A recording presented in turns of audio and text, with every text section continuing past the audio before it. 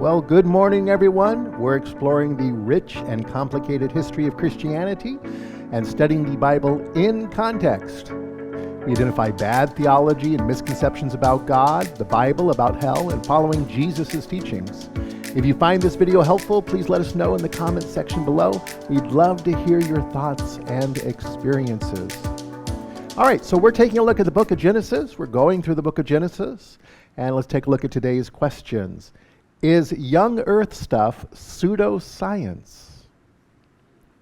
Was Enoch really 365 years old? And what Bible numbers mean, because we're going to be looking at a lot of different numbers. And is the Bible literally true? So we're looking at chapter 5 of Genesis, verses 1 through 32. I'm not going to go through every individual verse. I'm going to spare you and our interpreter the pain of that, because it's just a whole bunch of hard to pronounce names that I will stumble over, and a whole bunch of numbers of all those, this is how many years they lived.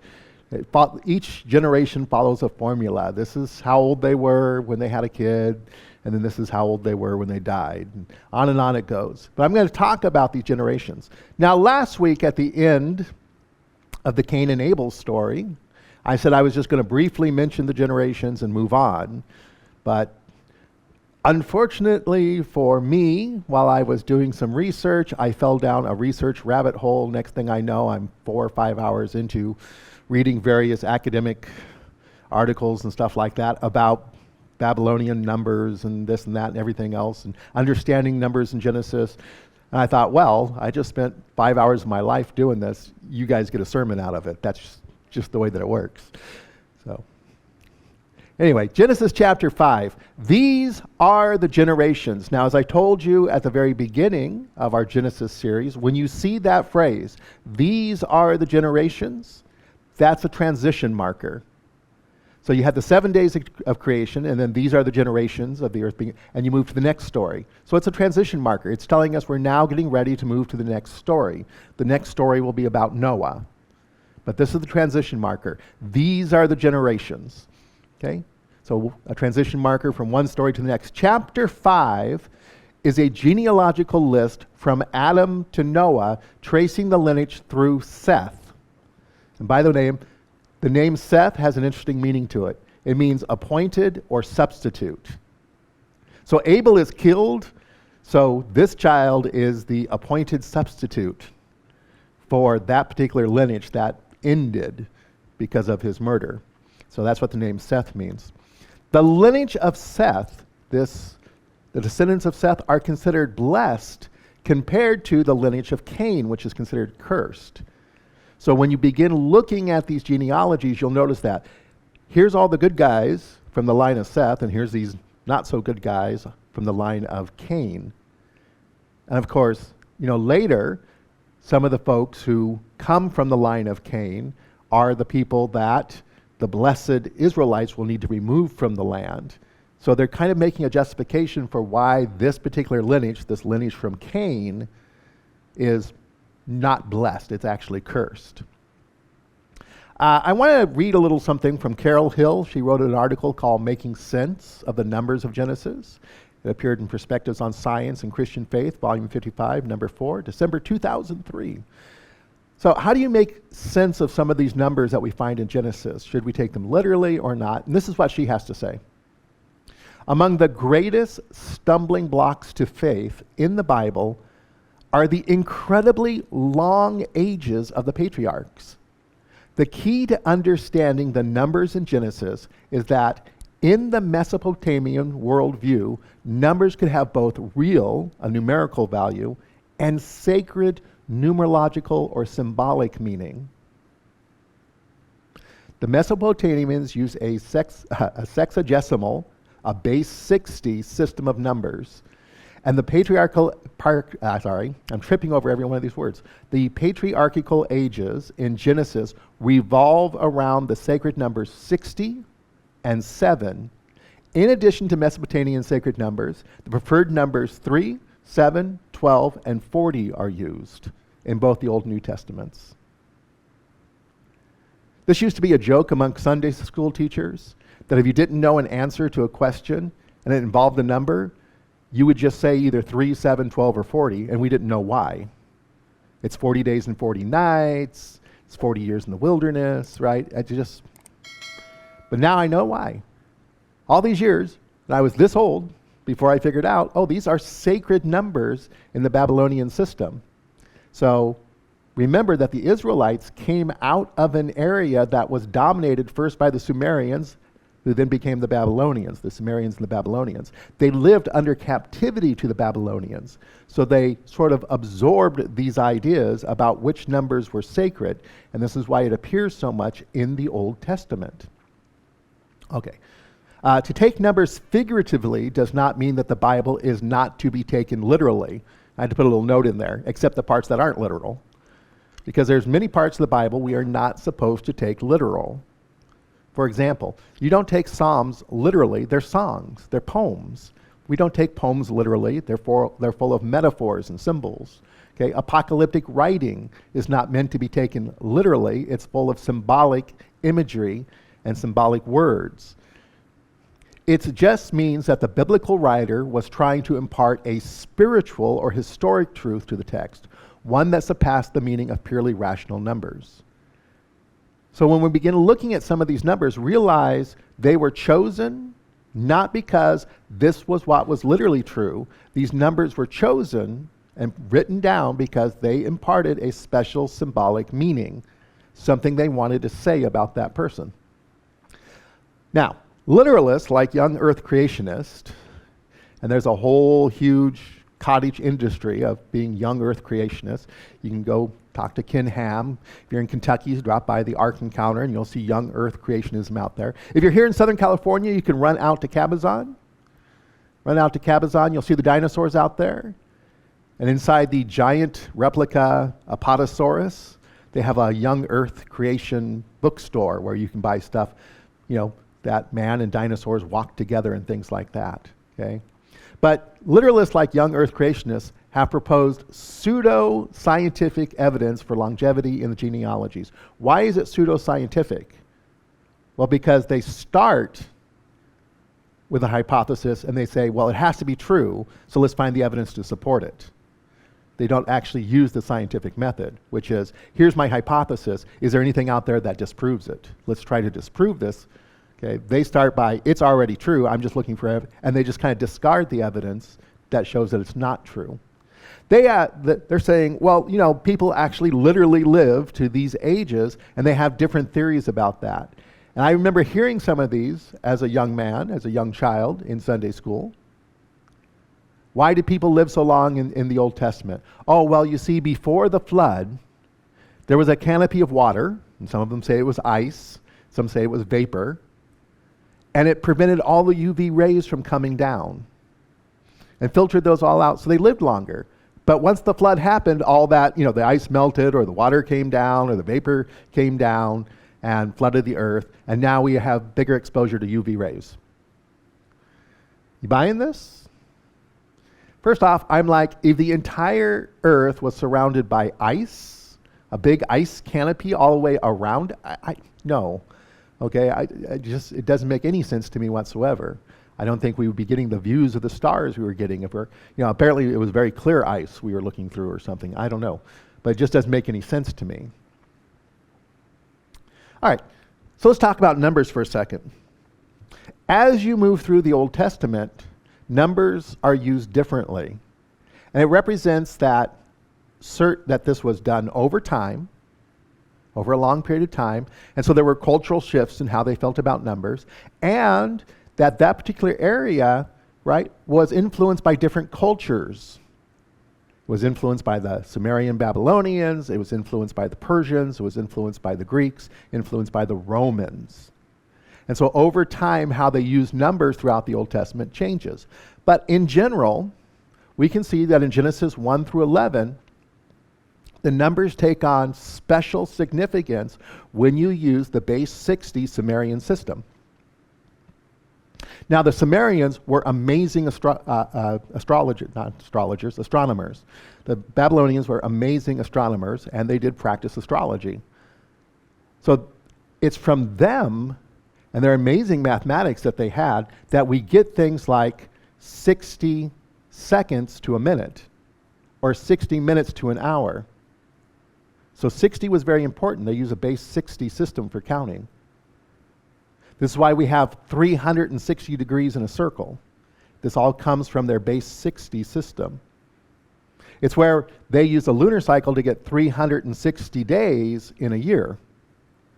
Of course, they were good enough astronomers to realize that there were actually more days than 360.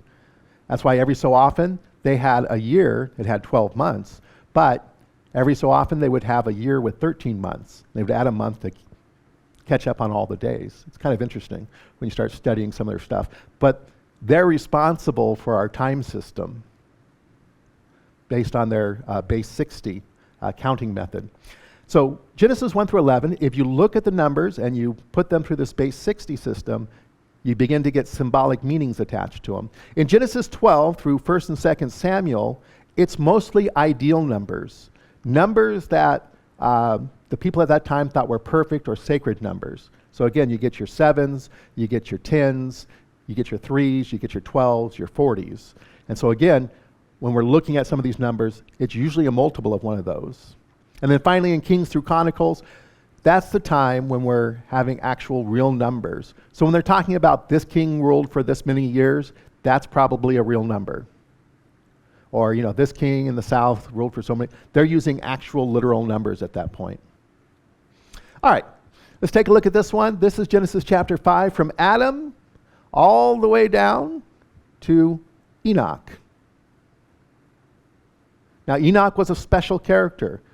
Enoch has a special thing that happens to him. He was, that he walked with God and he was no more. And so what we see is he's the 7th generation. He's put into the 7th generation because he is symbolically the perfect man who walked with God and then was no more. Enoch also lives a symbolic 365 years.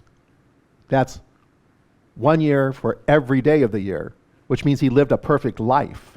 See, in Babylonian thinking, this was the perfect life. He was the perfect man, so they put him at the 7th generation. He lived the perfect life, so we say he lived 365 years. The numbers are not to be taken literally. They are a way of communicating to you that this guy was perfect in every way.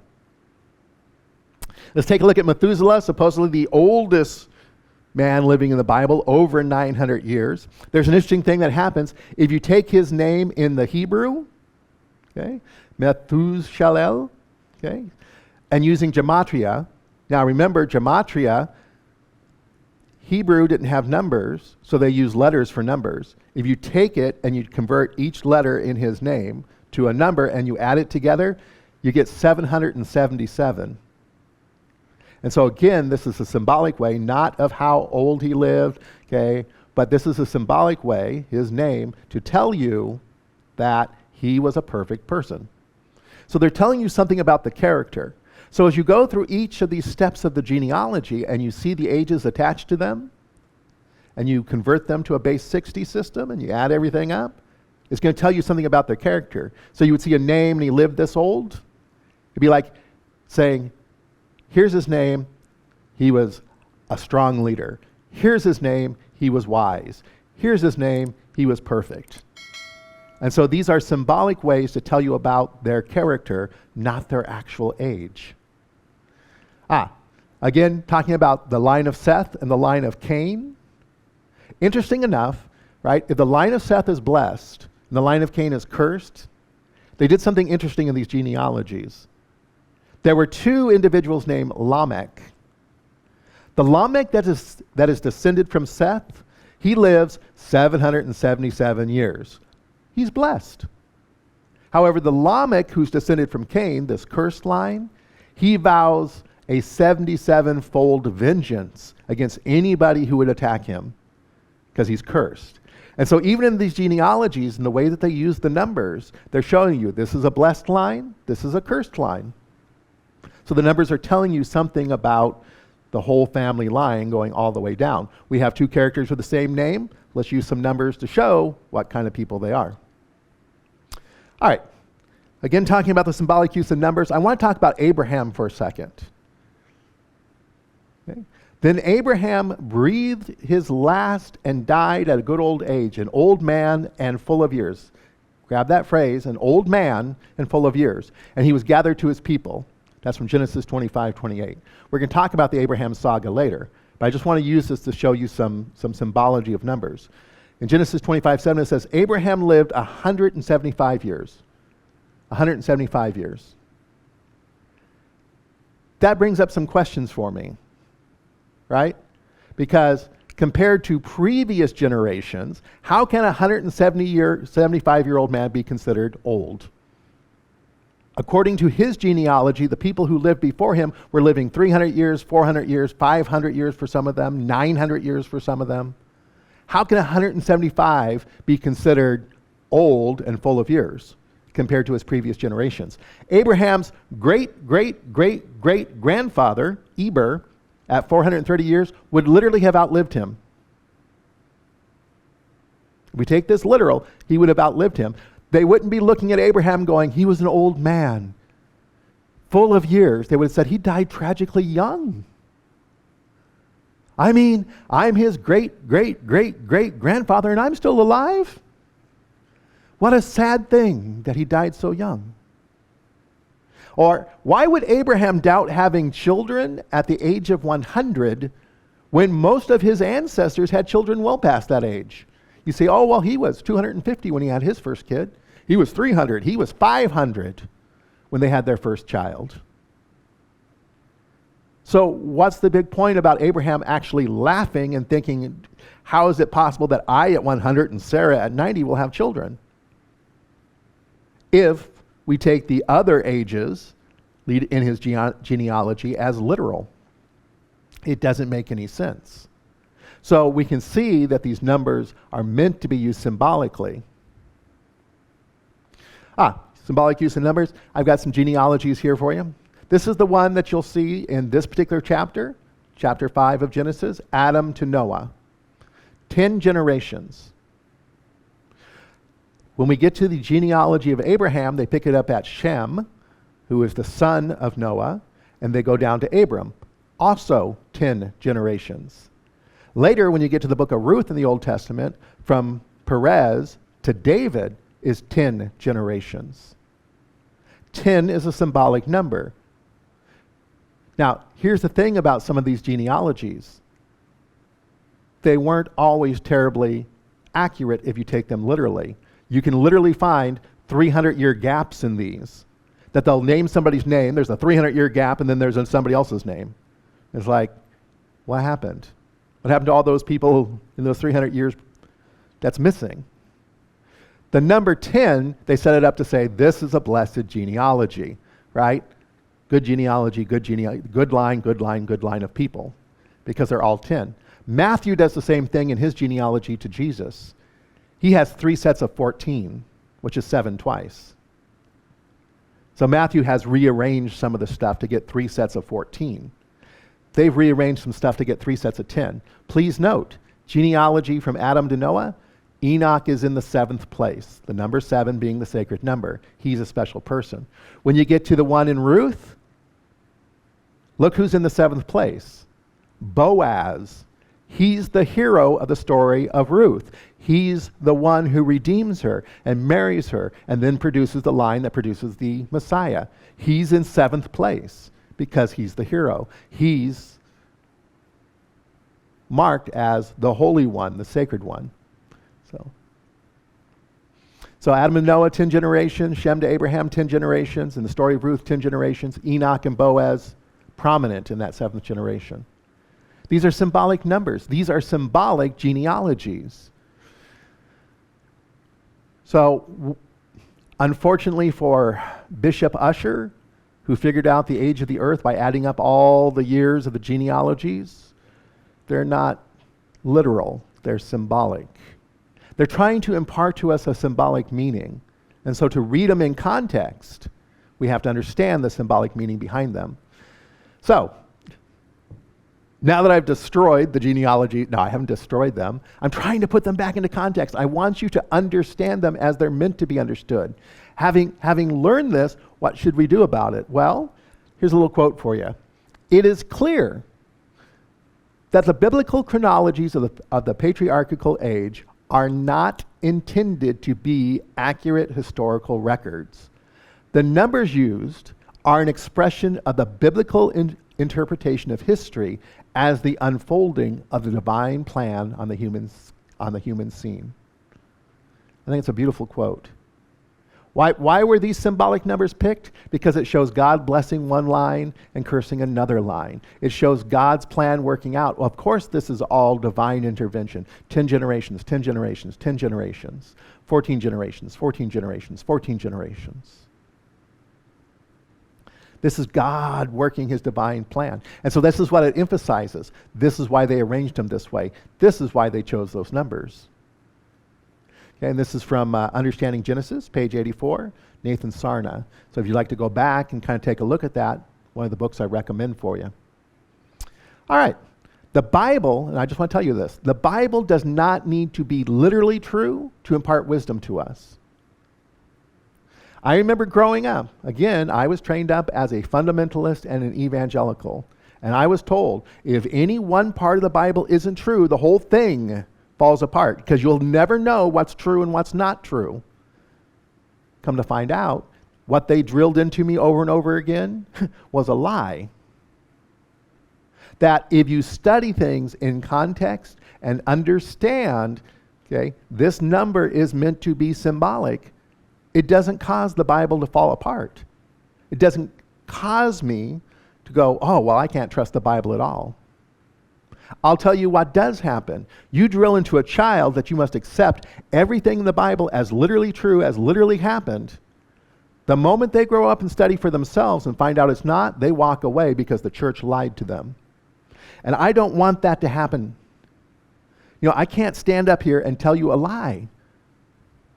I can't stand up here and look at you and say, okay, well, you know, it's all literally true. This is, you know, because as soon as you find out for yourself, and there's plenty of resources out there to do it, there's lots of academic scholarship to do it, you find out for yourself that these genealogies aren't literal, these numbers aren't literal, you're like, he lied to us, I can't trust him anymore. It's better to know the truth and to grapple with that than to just believe a lie. A literal interpretation is used to weaponize the Bible and use it as an authority to control people. This is where that bumper sticker comes from. God said it, I believe it, that's it. That means when the pastor holds up that Bible and says, it says very clearly right here. It says it right here, very clearly. You can't misunderstand it. And if God says it, you have to do it. If it's in the Bible, you have to do it. You owe me 10% of your income. And some offerings too. Thou shalt not have tattoos. I think the funniest tattoo I ever saw, I thought it was terribly funny. It's the Leviticus. It's got the Leviticus chapter and verse number for you shall not mark your body.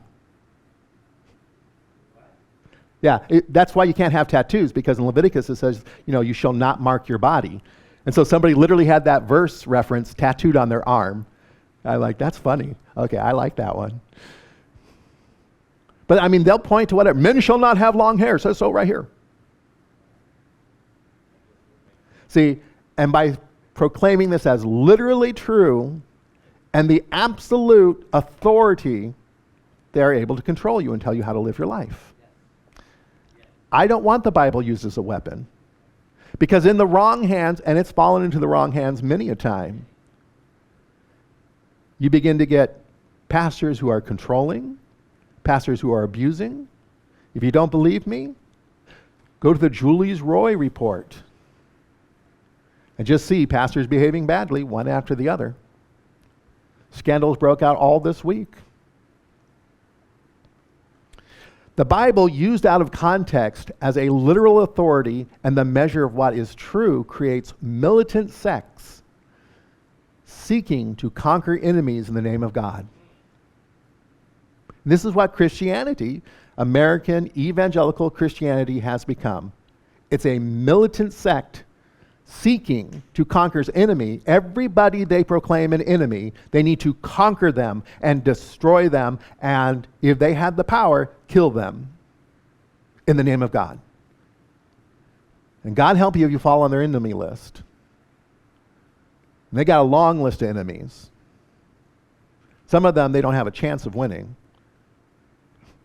The evangelicals were thinking about boycotting Disney again because of Channel 7. The Bible, and this is what I want, the Bible instead, understanding it as a guide to wisdom, creates communities working together to seek God and create a better world. See, when we come together and we understand the Bible, not as a literal authority over us, but instead, as I like to describe it, a divine discussion prompt. That we come together and we can discuss these things. We can talk about them. We can research them. We can find out about them. We can understand how this culture understood it in its original context and see if we can pull the wisdom from that to apply to our current life. But that takes community. That takes perspective. That takes a lot of people to work it together. Not one person standing behind a pulpit waving a Bible telling you what to do. It takes a community of wisdom seekers to come together and figure out how to live the better life now and how to make a better world now. That's what I want. If I could leave, everybody talks about leaving their mark on the world. I hope by the time I die that I've left my mark on the world. And I feel like in my, professional career as an interpreter and an interpreter trainer that I've done that. I have seen some of my students, that I gave them that first little push. And I have seen some of them go and flourish and grow and do amazing things. I'm content. I can say, in my work life, I'm good. In my ministry life, if I can do one thing, if I could leave my mark upon this world, it would be to de-weaponize the Bible. If I could leave my mark upon this world, it would be for people to look at the Bible and go, there's wisdom here. Let's all get together and find it. If I could get you to understand that the Bible is meant to lead you to wisdom, I've left my mark on this world. With that, let me close in prayer. Heavenly Father, when we look at the Old Testament, our vision is clouded. It's been obscured. It's been perverted by people who want to weaponize the Bible. Lord, help us to come together as a community from so many different perspectives, from so many different understandings. Allow the Holy Spirit to work through the community to speak to one another. Allow the Holy Spirit to lead us and to guide us to wisdom. Help us to understand what you were trying to tell us, so that we don't misuse it to ensnare and to enslave others to a false, legalistic view, but instead that we find freedom in enjoying your wisdom. We just pray this in your name. Amen. Well, once again, if you found today's content helpful, please be sure to subscribe to our channel, like it, give it a thumbs up, share the video, that really helps, or leave us a comment. It helps our community as well as our YouTube channel. We thank you so much for being here. So to answer the question, did Enoch literally live to be 365 years old? No, but what it does show, and this is interesting, this particular Enoch individual, being in the 7th generation and living 365 years, it tells you that he was an exemplary human being. An exemplary human being. Unfortunately for Enoch, there are several, quote, books of Enoch, which are not in the Bible, but they get quoted from in the New Testament. There are several books of Enoch. Okay? There are lots of legends about Enoch, legendary stories about him, supposed histories of him, but none of them were included in the Bible. But he was apparently such a great person that legends grew up around him. He's like the King Arthur of the Bible, and he gets one line in a genealogy at this point because we can't separate fact from fiction with him. So we have to kind of keep him in his place with all these legendary writings about him. Let me close with this benediction. As you leave this place, let us work together to seek wisdom and then live accordingly. God bless you all. Go in peace. You are dismissed. Thank you.